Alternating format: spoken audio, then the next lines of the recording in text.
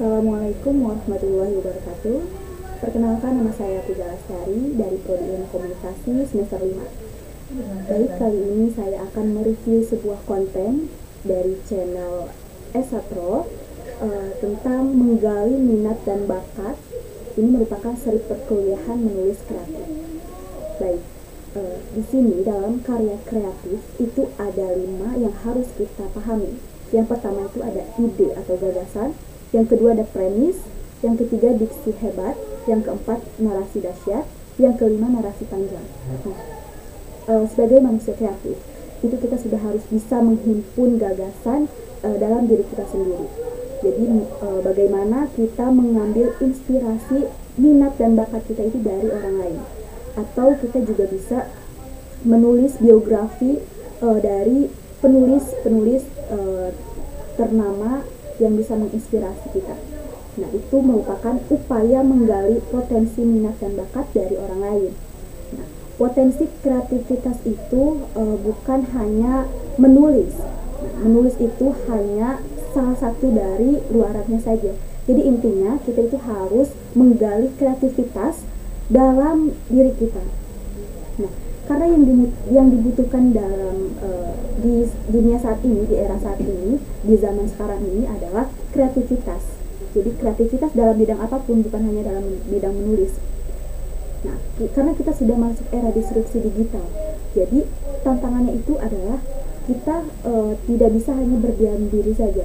Jadi kita para kreator komunikasi itu tidak terkurung dalam satu bidang saja atau satu keahlian saja, tapi harus menambah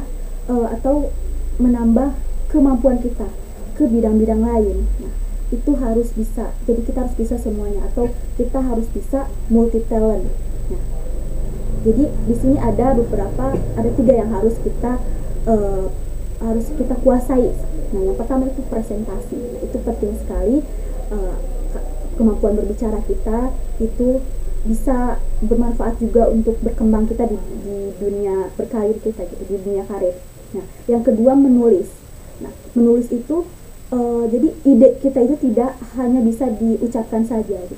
Jadi kita harus ada yang dituliskan, karena sebuah karya itu tidak hanya bisa di pikiran kita saja, tapi kita harus bisa menuliskannya juga supaya kita bisa menghasilkan sebuah karya.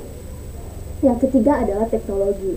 Jadi dalam kemampuan kita untuk seperti desain grafis, fotografi, itu kita harus bisa menguasai itu.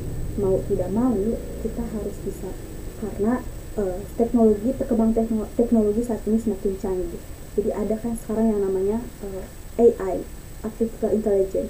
Jadi di situ teknologi sangat canggih karena bisa melebihi kemampuan manusia. Cuma kita sebagai manusia kreatif itu tidak mungkin bisa terkalahkan, karena pada dasarnya manusia yang menciptakan teknologi itu sendiri.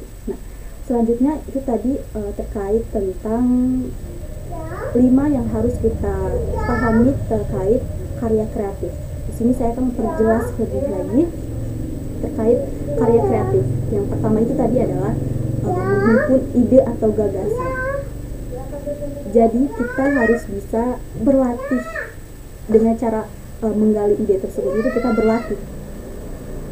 berlatih menggali dari yang tidak ada menjadi ada, dari yang fiksi menjadi non fiksi.